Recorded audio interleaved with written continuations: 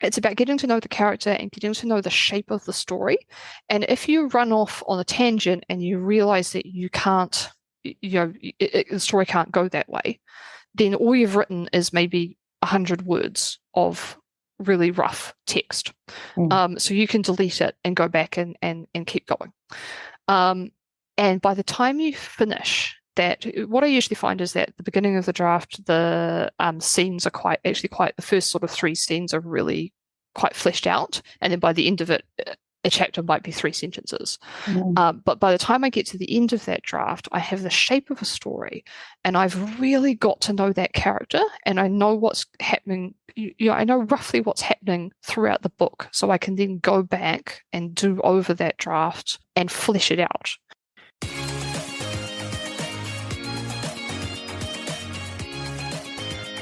Welcome to the Wish I'd Known Then podcast, where we focus on how authors found success, looking at strategies that have taken them to the top of the bestseller charts, as well as what they've learned from their mistakes.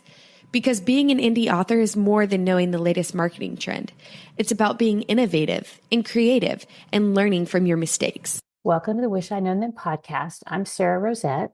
And I'm Jamie Albright. And this week on the show, we have Steffanie Holmes. Yes, we do. Yes. So good. Yes. Steffanie is great. She's very funny. We talked to her about skeleton drafting and rebranding and Kickstarter and TikTok. And it's just a great interview. Yeah. It's so good. And she's so smart and hilarious. She really is so funny. So we laugh a lot in this interview. And also I'm at my daughter's and heard her editing the podcast and heard myself cackling like a witch. And I'm so sorry because she says I do it all the time. And I apologize. I'll try to do better. But Well, it must be okay because we do have listeners and we've been doing this for a long time. So we have been doing it for a long time. She says I do it every podcast. So I guess, but it was that's funny. tough to listen to. Yeah. Oh, and also we should mention that this podcast is sponsored this week by Xero, and you can use discount code Wish I'd Known Then 20 and get 20% off the Xero subscription for 3 months. Yes. And we'll have more on that later. Yeah. Yeah. And so what's been going on with you?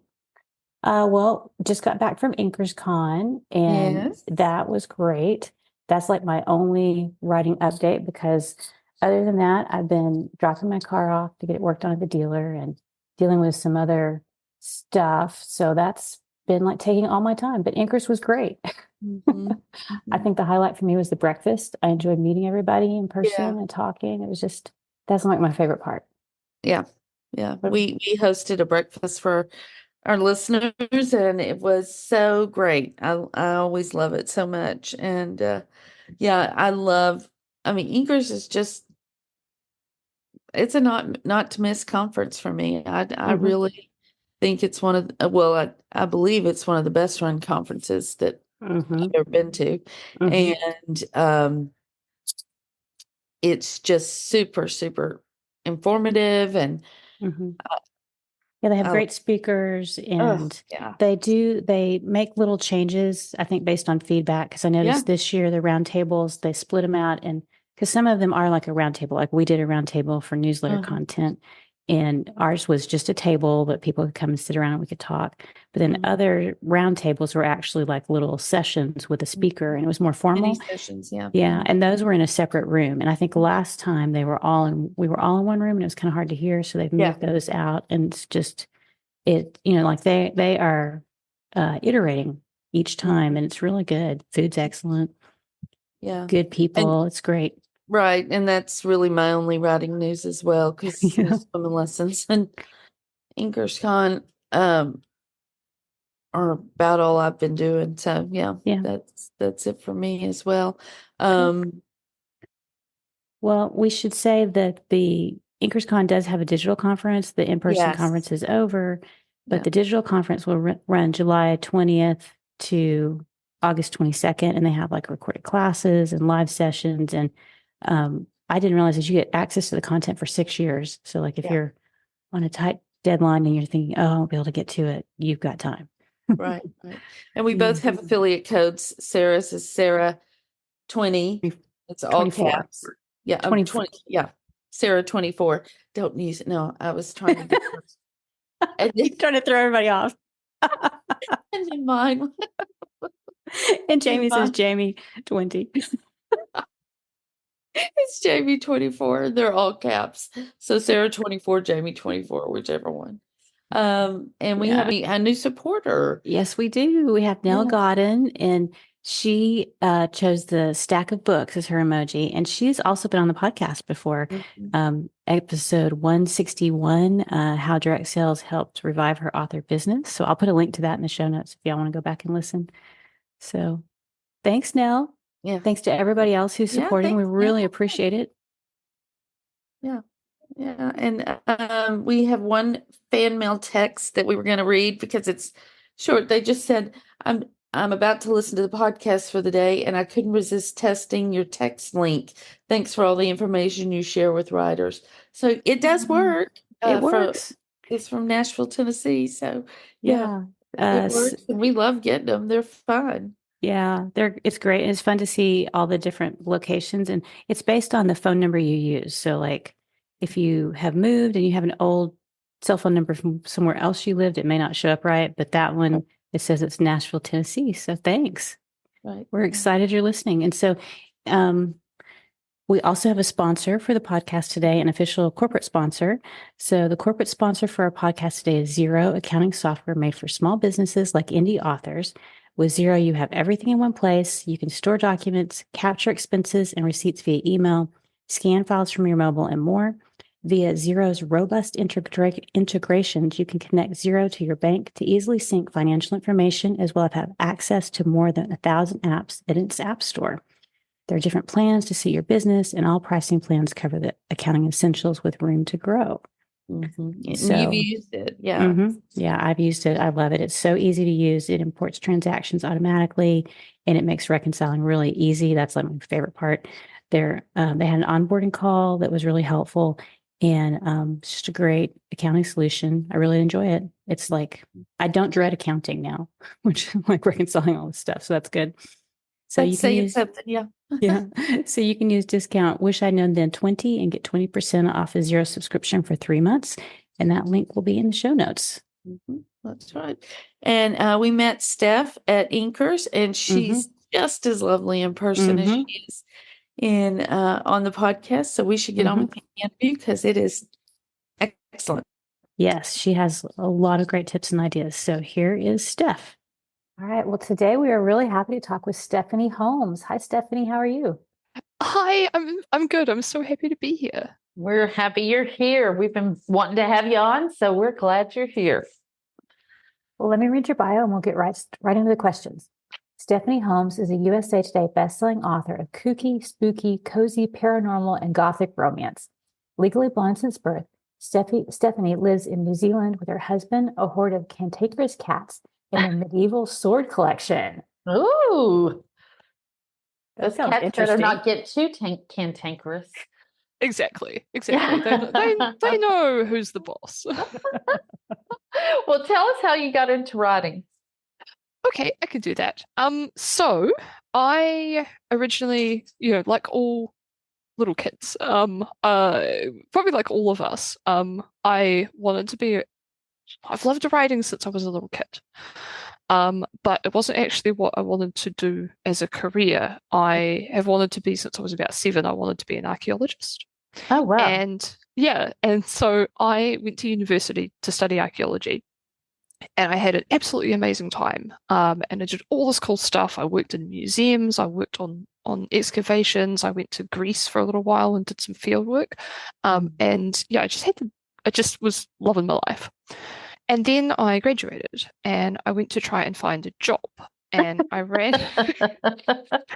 It's often a stumbling point, isn't it? It is rather. And what I sort of hadn't realized, really articulated until I got out of university, was how difficult it was to find a job in this field as a blind person. And I ran into a lot of discrimination, a lot of, we don't think we should have you around artifacts. We think you're a health and safety risk, all this stuff that is completely untrue. Yeah. But people couldn't see past their own kind of misconceptions about what it means to be a blind person. So I was dealing with that. And I had a particularly bad day, and I went home and I was in tears. And my boyfriend at the time, who's now my husband, said, you kind of got two options here. You keep going with this, if this is really what you want to do, or you could think about what's something that you would like to do that no one could tell you that you couldn't do. And I was starting to fall out of love with archaeology and the whole thing. And I immediately thought, well, I would be a writer. But I had no idea, how writers earn money. Could you even do it as a career? So I spent basically about a decade kind of figuring that out.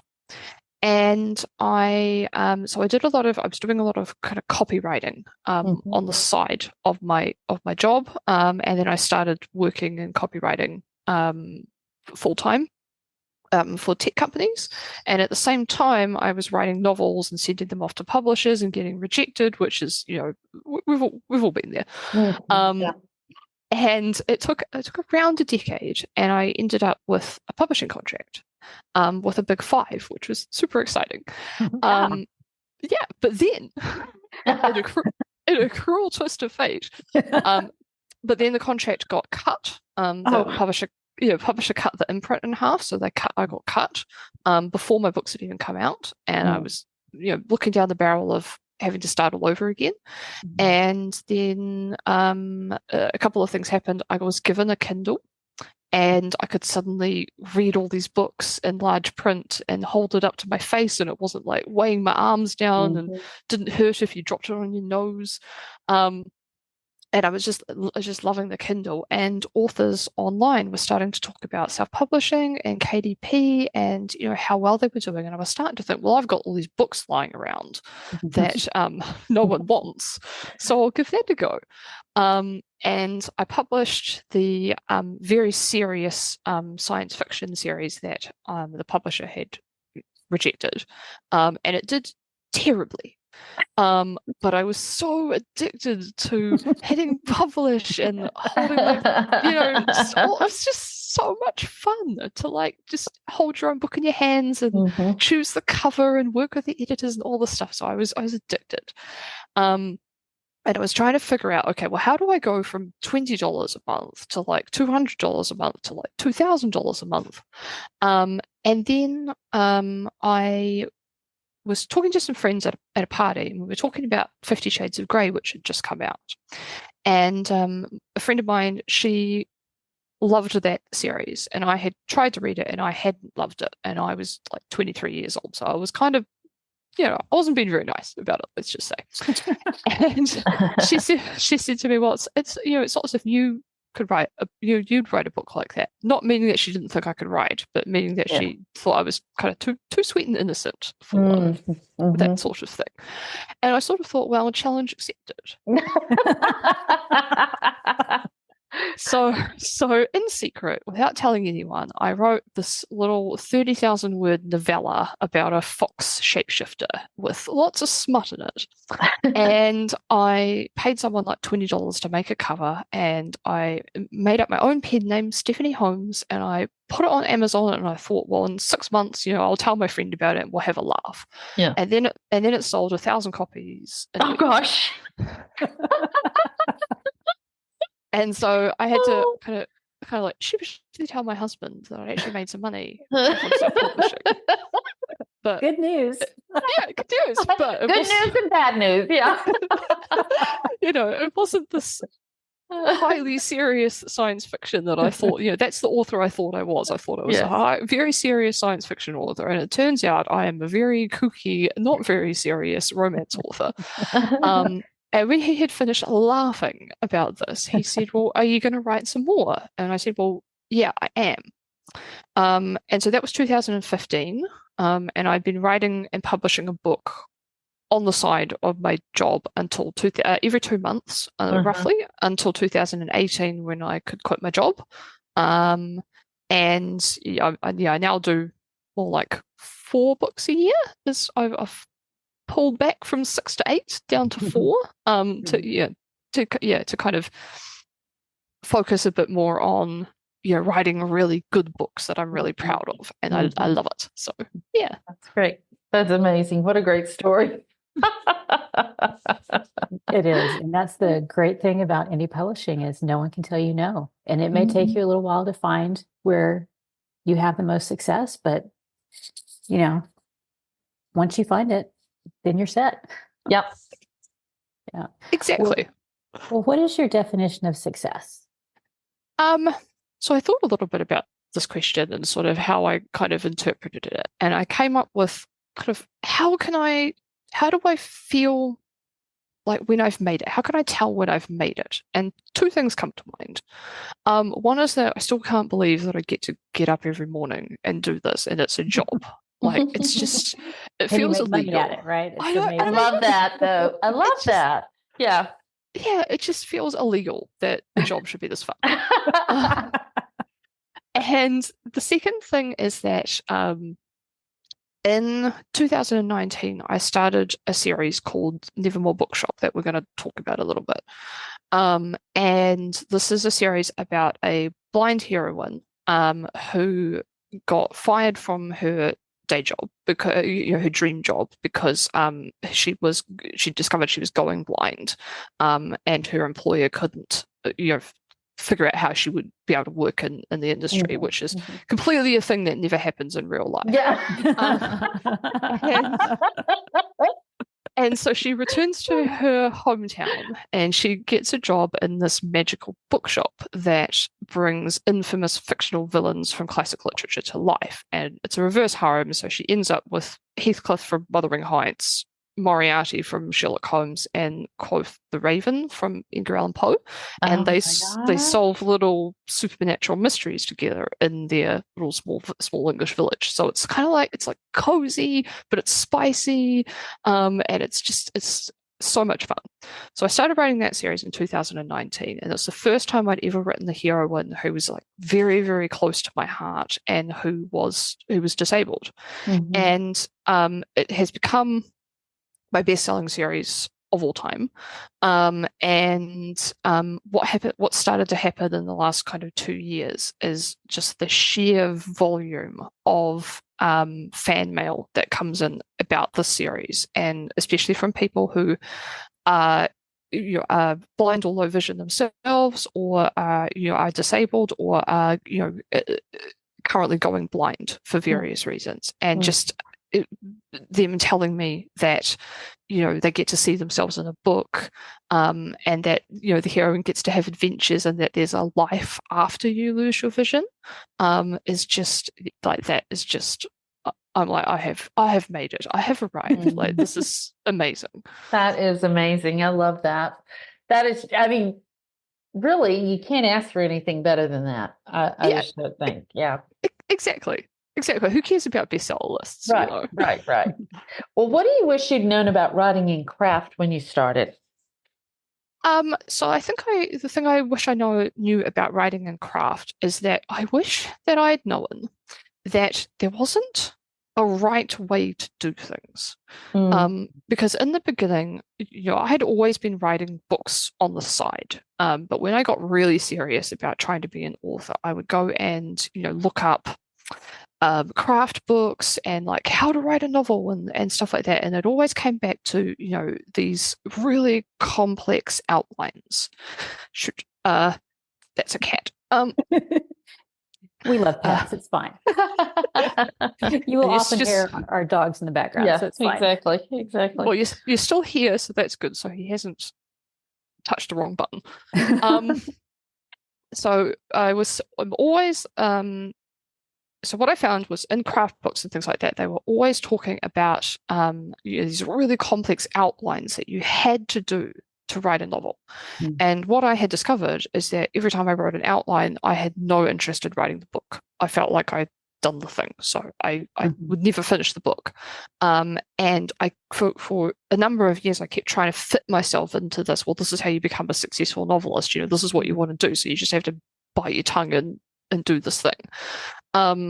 And in the meantime, in particular, that first romance book that I wrote it in 3 weeks, just pouring stuff onto the key, just pouring my heart onto the keyboard. No outline, and suddenly I kind of realized, all these stories that we tell ourselves about how you have to do things are wrong. So that was a big one for me. I love that. That is so great. Yes. And, I mean, just that the thing that we think we're supposed to do, because everybody tells us, and we don't, it doesn't always have to be done that way. That's just so great. I need to remind myself of that a lot. Exactly. And I feel as though this is still a thing that comes up with pantsers all the time, of which I very definitely am. A lot of the advice to pantsers is to find a way, authors who are pantsers who want to learn, in particular, who want to learn how to write faster. And the advice is very often, well, you're just going to have to learn to love the outline. And I very much disagree. It doesn't sound like that's good advice if it feels like you've completed the book when you completed the outline. I don't know how you get around that. So, we're going to come back to that. Yeah, we're going to come back to skeleton drafting, which we're excited to talk about. But before we get there, what about marketing? What do you wish you'd known about marketing? Oh, God, so many things. Just a whole podcast just about this.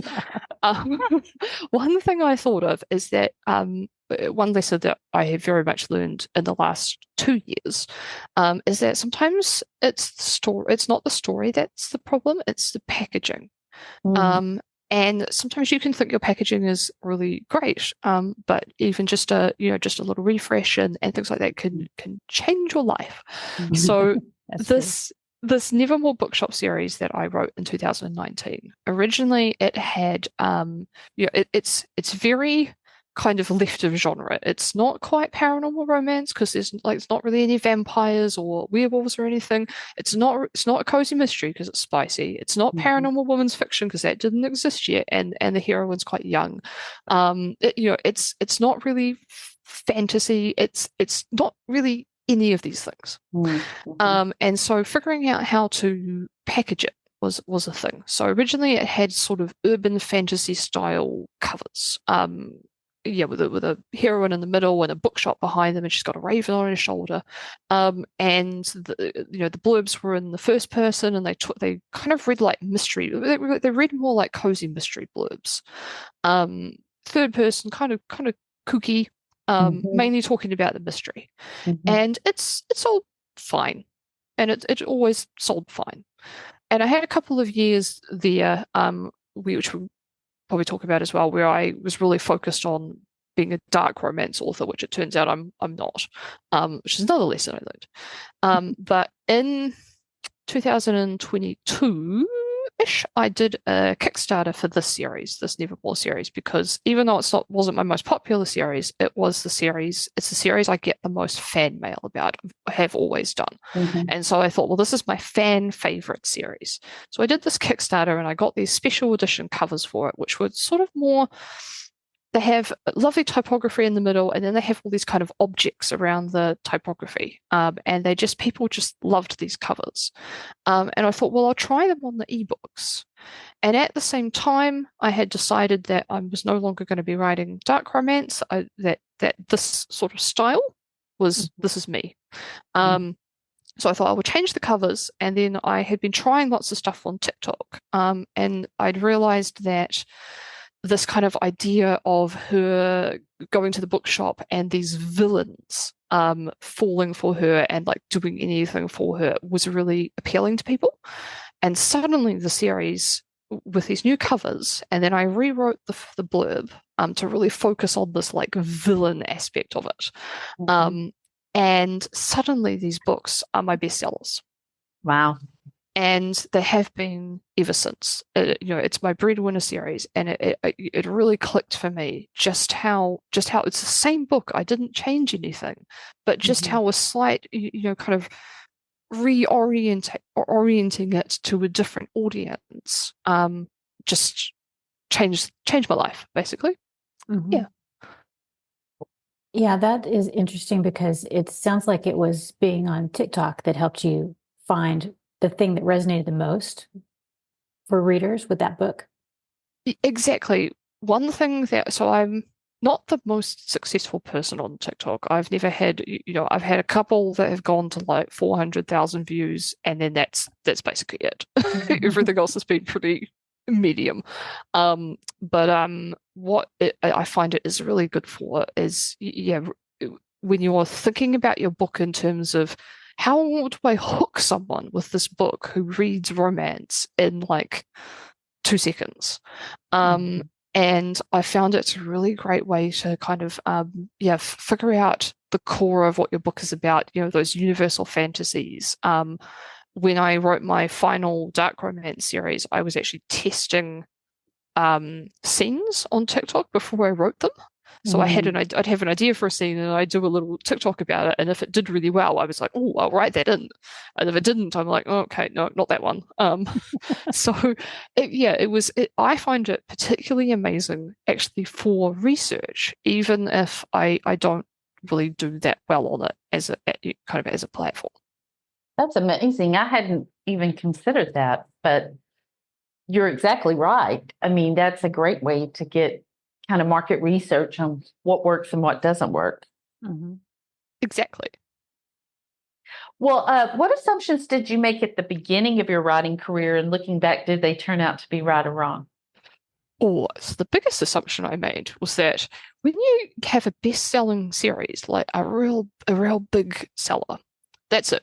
You are set for life. That was the biggest assumption I had. So back in 2019, I was writing this Nevermore series, and at the same time, there was this trend just emerging for bully romance. And I had an idea for a book that combined like the kind of the bully romance tropes and like real classic horror kind of tropes. And I'm a big horror fan, so this was like I was really excited about writing this book. I wrote the first book in like 3 weeks and just a blur of typing, and I before that I'd had maybe 150 pre-orders on the book, was maybe my top, and I put up the cover of this book with a blurb, no other information, nothing else, and I suddenly had 1,000 pre-orders. And this book won because the readers were so desperate for these books, and there just was not enough around. So book 1 ended up number 20 in the Amazon store. Wow! And I basically just dropped everything and wrote this series, and it did amazing. But then when it finished, I think I'm quite competitive, especially with myself. So I'm like, okay, so I've done this and it's amazing. And I sort of thought that was my life from now on. And I thought, okay, well, now I need to top that. So I thought, okay, I'm going to take the same concept, bully romance with a bit of horror, and I'm going to do a new series. And so I did a brand new series, and it completely flopped. Oh no! It was the worst, the worst series that I have done since I started writing romance, right after this bestseller. And so I got a little bit, I think I got it in my head that this was how I, would earn my bones. So I'm like, okay, that one didn't work, so now I have to do another one. And I basically did that for 2 years. I wrote sort of 4 or 5 kind of dark sort of bully romance series and the final one I wrote, basically none of them did as well as that first one until I wrote the final one. And I was really, I'm like, okay, right, this is it. I'm going to try one more time, and I'm going to take all the, do all the research and test things on TikTok. And so I wrote this dark series, and it did even better than that first series. It did insanely well. And halfway through writing the second book, I realized I didn't want to write it anymore. I just was not. One thing that stuck out to me was my husband, who is my first reader. He was reading them, and he said it was a reverse harem. So there was 3 main characters, and one character in particular was like the psychopathic one. And he said to me, there's never been a character that you've written, like a hero that you've written, that I don't like, but I don't like this guy. I don't enjoy reading about him. I don't want him to get the girl. I want her to cut his bits off. And I just, that sort of made me really think, are these the kind of characters that I want to write for the rest of my life? And I didn't. And it was almost as if the week that I decided that was the week that Nevermore suddenly got this kind of viral TikTok and suddenly surpassed that series. And it just felt like a sign from the universe. Yeah. So yes, so that was a lesson that I learned. So good. I love that. And I love that you just, like, we do have to make decisions like that sometimes, and it's hard, but you went with your heart and your gut, and I appreciate that a lot. That's hard to do, especially when you have one that's super successful like that. Exactly. And people still ask me, because all those bully books were in a connected world, and people still ask me, are you going to write some more? Are you going to write these characters? And sometimes it's a little bit tempting because I know that there's an audience there, but I've spent the last 2 years, really reorientating my brand back to the kind of Nevermore style. And I've written one spin-off series, and I'm about to start another series. And I just feel like I'm in exactly the right place. Good. Yeah. Good. Yeah. Sounds like it. Yeah. Mm-hmm. Well, you've given us a lot of lessons that you've learned already, but one of our questions is, what is the most important lesson you've learned? So is there one thing that you could single out? Yeah, yes. I think one that I have learned over and over again is that I have to trust my gut. Mm-hmm. And every time I've had a mistake or kind of I've gone the wrong way in my business, it's because I look back on them and I think, what went wrong? And the biggest thing was that I was something in my head was screaming at me, don't do that. Mm-hmm. And I was ignoring it, usually because I want to please other people. It's probably my biggest kind of thing. It often comes up if I'm working with a service provider and they're not the right fit for me. But I won't, it'll take me far too long to find someone else, or I'll keep going with it because I don't want to hurt their feelings. Right. And that's one that comes up all the time. That is challenging, dealing with. It's great when you're indie and you can do everything yourself, but then you're doing everything yourself and you're working with freelancers, and sometimes it is hard. It's hard for me to step up and say, no, I really don't like that. We need to go this other direction, or that's not what I wanted. That's really hard. Yeah, exactly. And sometimes you just don't know why your brain is telling you don't do that. For example, but you just, there's a big romance signing event over the last weekend or so, and I had been invited, and I really wanted to go, but something in my head was saying, not this one. And I've been trying to be really good at trusting my gut, and so I said no, and it turned into a big disaster. And I feel very grateful that somehow my gut was saying, not that one, and it kept you out of it. Yeah. Well, that's really good. Well, what's the biggest change you've had to make in your thinking? So I think one thing that I thought about for this is that it kind of comes back to this trust your gut thing, is that we often kind of tell ourselves a story about this industry, which might be a story that we've heard from other authors, or that is kind of made by assumptions that we have personally, and then we sort of look for evidence to kind of back up that story. And one story I told myself was that the only way to make money in this, the only way to make money as a romance writer was to write dark romance. And it's completely not true. But every time I saw a dark romance book do really well, I was like, well, that's obviously, it backed up the story.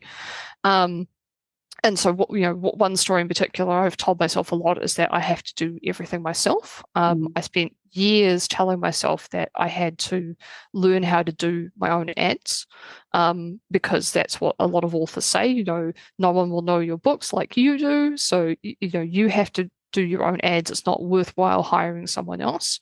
And what I realized is I spent 2 years telling myself I had to learn how to do ads and not actually learning how to do them. And the sign right there.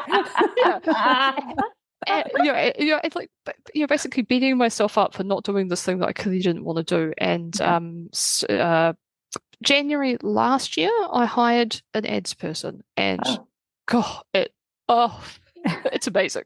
It's amazing. I should have done it. Should have done it sooner. Another story is that people won't pay for stuff to be shipped from New Zealand. Readers are so, they wouldn't want to pay the high shipping cost if they live in the States or somewhere else to have some, signed book or whatever shipped from New Zealand. So that was a big one that the Kickstarter absolutely blew that out of the water for me. So, Fantastic. Yeah. Sort of the Mythbusters. You're busting those publishing myths. Exactly. If you were starting over today, what would you do differently? Anything? Two big things. One is I wouldn't have had a 2-year detour into doing dark romance. And the second thing is that I wouldn't have waited so long to hire someone to do ads. Yeah. That was a massive, I had a massive income leap in 2022, and it was a couple of things to attribute that to. But probably the main one was that I started running ads with this person. And That's great. That's great. And I just feel like I'd be remiss if I didn't go back to the whole myth busting thing and say, busting makes me feel good. From hell yeah, Ghostbusters. But anyway, moving on. I really felt like I missed an opportunity, so I wanted to get it back. We did. Let's talk about skeleton drafting. Tell us what it is, how you got started doing it, and what is it, and tips for using it. Okay, so skeleton drafting is basically what I do as a pantser to write books, relatively quickly that are, I don't have to, I'm not spending a lot of time sitting around going, where do I go next? Or I'm not deleting a lot of stuff, which are two problems that a lot of pantsers face. And it is, I don't know how I started doing it. It's just naturally how I thought you wrote novels until the world told me it wasn't. I remember doing an interview I was doing a talk with Alessandra Torre for some of her writing students, and she'd asked me the question, like, how do you write a book? And I was telling her about this thing, and she goes, oh, it's like a skeleton draft. And I'm a little bit of a goth, and so this idea that like it could be like a skeleton that appealed to me instantly, and so suddenly that's what it's called now, a skeleton draft. So So basically, skeleton drafting is what you're doing is we're trying to embrace the things that pantsers are really good at. People who pants novels tend to be very character driven, which is why they can't do an outline, because they need to have a character in their head, and then they need to use all the traits of that character in order to push the story forward. And it's really hard to do that when you're kind of thinking of like ticking kind of plot boxes and things like that. So that's the biggest thing that pantsers do amazingly well, is being very character driven. So what a skeleton draft is you're trying to write like an 80,000 word novel. So what you do is you need 3 things to start. You need a character. You need this character that you've got in your head. You need a sort of a hook for the novel, and I kind of define a hook as you need a character, which you've already got. You need a genre, so you need to know, are you writing a mystery book? Are you writing a romance, etc.? So you need to know a genre, and you need a kind of a conflict, and it doesn't necessarily have to be the main conflict of the book, but it has to be enough to get you started. So you need a character, a hook, and you need an ending. You don't need like a highly detailed ending, but we need to know. So, for example, if I'm doing a mystery, I need to know, well, A, that the mystery gets solved at the end, and B, usually for me, I need to know who a lot of what I've got in the hook is like how the murder was done, and then for the ending, I kind of need to know in my head who the murderer is. For a romance, we know that they're happy, they live happily ever after. So like the ending's already done. So most of the time the ending's already done. So you need those three things: character, hook, ending. And then you start writing. And what you're doing is you're writing a very rough 10 to 20,000 word draft of the book super quickly. I do mine in 3 days. And basically what it is it is getting to know the character and the shape of the story. And by doing this really rough draft, for me, mine is basically some dialogue, it is some action, it's a lot of kind of emotional stuff between the characters, and it's a lot of insert sex scene here, or half-finished sentences, little gaps and things. It's about getting to know the character and getting to know the shape of the story. And if you run off on a tangent and you realize that you can't, the story can't go that way, then all you've written is maybe 100 words of really rough text. So you can delete it and go back and keep going.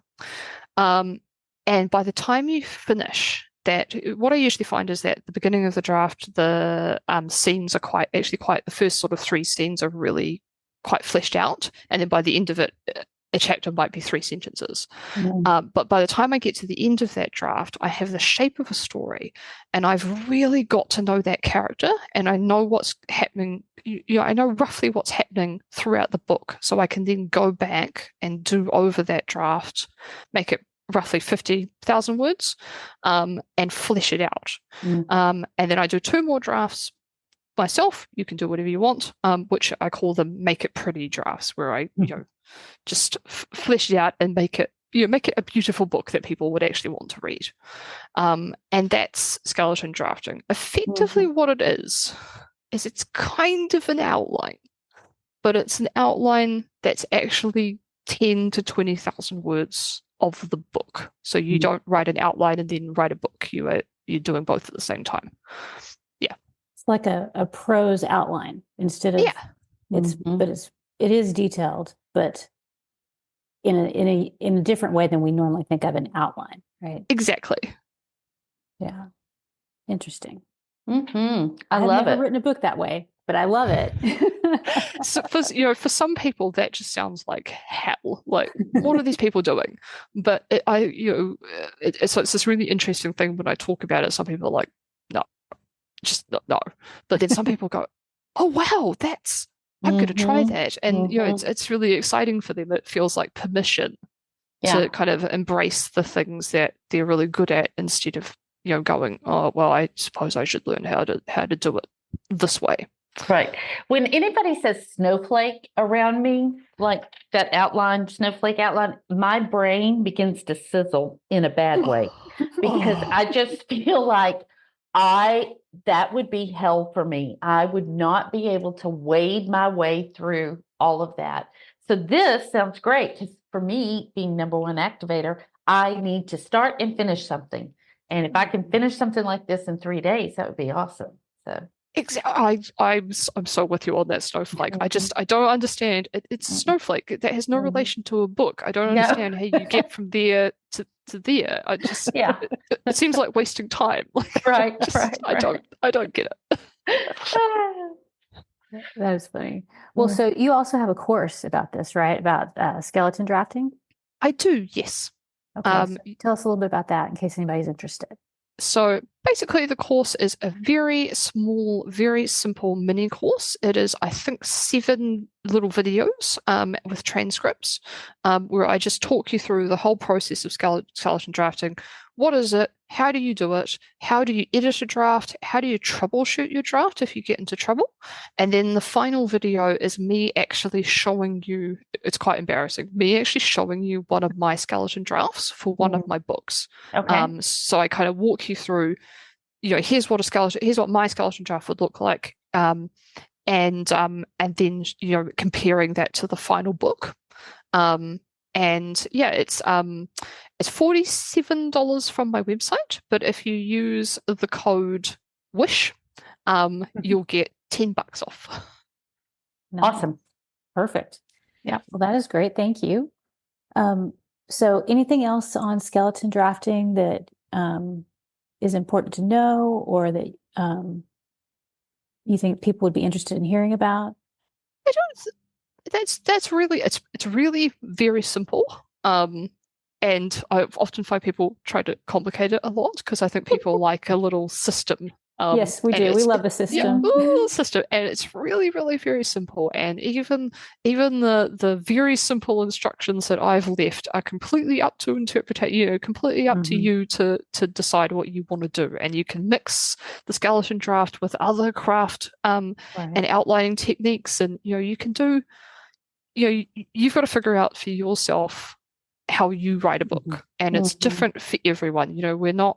We're not this or this. We're all on a sliding scale, between complete chaos and complete control. So, it's very rarely do we get to the perfect balance on that scale. No, exactly. No. Yeah. Well, let's talk about Kickstarter, because you've done a couple of really successful Kickstarters, and just tell us kind of how you've approached Kickstarter and any tips you have maybe for somebody who hasn't done one and is interested in it. Yes. So at the time that this goes to air, I will have probably run 3 Kickstarters, because I'm just about to run one, my 3rd Kickstarter in May. My first Kickstarter was for a children's book that I always wanted to write, and it was successful, successfully funded at about $8,000 New Zealand. So I think that's about $5,000 US. So it was a very small project, but it was a lot of fun. Yeah. And my second Kickstarter was I was going to do the first 3 books in the Nevermore Bookshop series with these fancy, as hardcovers with foil and fancy covers. And we did that in 2022. And it went so insanely successful that we ended up adding, the next 3 books and the novella, and it funded at $55,000 New Zealand. Wow, that's fantastic. Yeah, which was about 35 US, I think. And in our May one, we're aiming for more. We're aiming to get 6 figures if we can. And May is we're rerunning the same Kickstarter from 2022, basically, except that the whole Nevermore series is finished. I've just finished the final book, so it's 9 books plus a novella, and we're doing all of the books in these fancy foil hardcovers. There's brand new merch. There's some beautiful artwork, and the readers can get all of that in the Kickstarter if they want it. Well, that is an interesting idea to I mean, that's fantastic. I'm so happy you've done so well with it. And I think the idea of, well, this did well, let's do it again, is something that a lot of people don't think of. They think of, oh, I've done a Kickstarter on that, now let me go do it on some other book or series. But to basically redo it probably saves you some work and some time. I know they're a lot of work. Yeah, it has saved a little bit of work, and it's a big Kickstarter with a lot of moving parts, because it's it is 10 books that we're doing. Plus we're actually doing. I've got a companion series to Nevermore called the Grimdale Graveyard series, and we're actually doing those 4 books as special editions as well. I had them all kind of in the back burner. Sort of waiting for me to have some time to do them, and we do a print run in China, so we need some capital basically to get all these books done. So this Kickstarter is serving as the capital to get a whole bunch of books done, which I can then sell in my online store. And so it's it serves 2 purposes. It's going to sell a whole bunch of books and hopefully get a bunch of new people into the Nevermore world. It's going to give the fans something really cool that they can have a lot of fun with. There's a lot of merch which is very sort of world building kind of merch. I've the village that it's set in has a newspaper.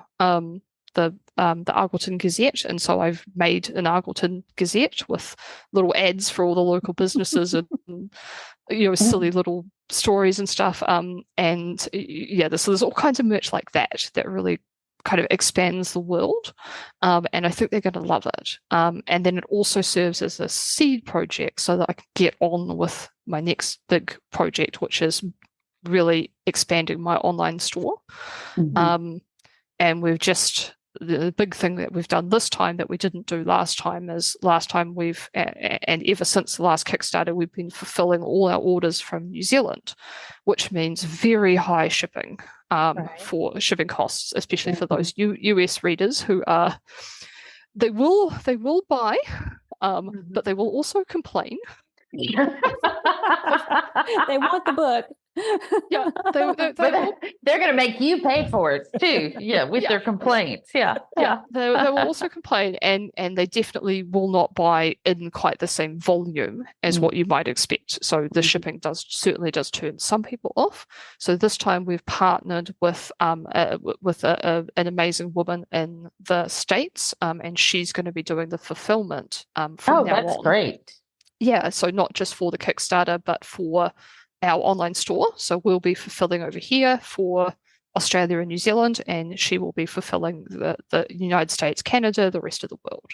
And I'm really excited to see how far we can push this direct sales now, as soon as we get the shipping in place. So yeah. Wow. I think that's a great solution. I think that's so cool. Yeah. I think that's so cool. You'll have to let us know how it goes, and we'll announce it here on the podcast. I will. I if promise. You make your 6 figures. Yeah, that's great. Well, this has been awesome, and we love to ask our guest, what's the best thing you think you've done to set yourself up for success?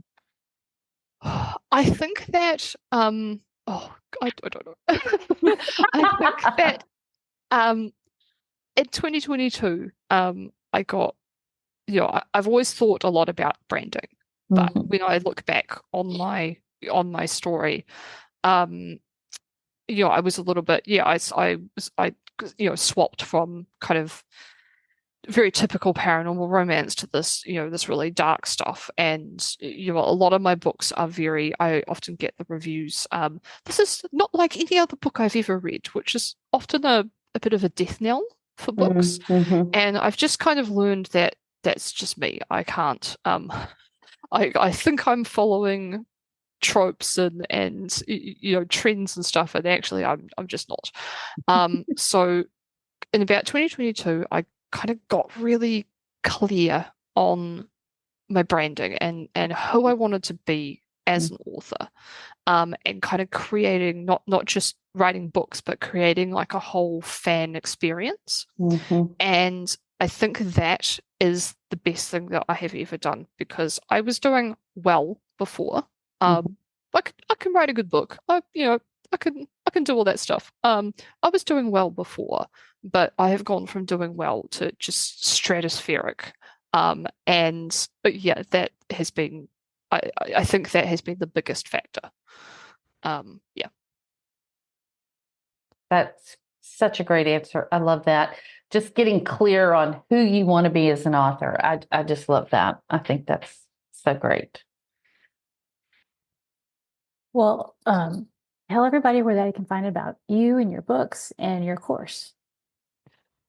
So you can probably go to steffanieholmes.com, and that's where you'll see all my books. There is a video on the main page, which is following me. It was a TV crew that came to live with us for 4 days, and they filmed this documentary about me for New Zealand TV, and it's on the front page, so people are always really interested in that. And you can see all my books, and you can go to my online store, which is called Nevermore Bookshop. .co.nz, and then all my courses are on my other website, which is rageagainstthemanuscript.com, and you'll find the skeleton drafting course, and I've got a wee little podcast with a few episodes and some articles and stuff like that. Perfect. Fantastic. Thank you so much. Yes, we're so glad you could join us and just share so much. I think it's just very interesting what you're doing, and I just can't wait to see how the Kickstarter does. Thank you so much for having me. I love this podcast so much, so it was a bit of an honor to. Oh, thank you so much. That's so nice. The check's in the mail. Well, we will have all those links in the show notes, and they will be at wishidknownforwriters.com. And if you want to support the podcast, you can go to that same link /support. And thanks to Alexa Larberg for editing and producing the podcast, and Adriel Wiggins for doing all the admin. We'll see y'all next week. Bye. Thanks for joining us today. And remember our sponsor, Xero Accounting Software. Use discount code WishI'dKnownNen20 and get 20% off of Xero subscription services for 3 months. Thanks for listening. Keep writing, and we'll talk to you guys next week.